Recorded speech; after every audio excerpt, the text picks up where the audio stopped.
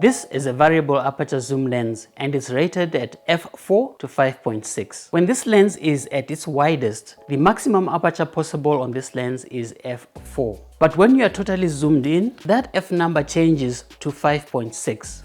With a constant aperture lens, this figure remains the same throughout the zoom range. Because aperture affects your exposure and your depth of field, or how blurry your background is, on a variable aperture lens, as you zoom in, your exposure is going to be changing and your depth of field is also changing. With a constant aperture lens, your depth of field and your exposure don't change as you zoom in. Variable aperture zoom lenses are more budget friendly, but it means you have to make constant adjustments as you zoom in to get the right exposure and look. This limits your creative control. The constant aperture lens, on the other hand, gives you consistency.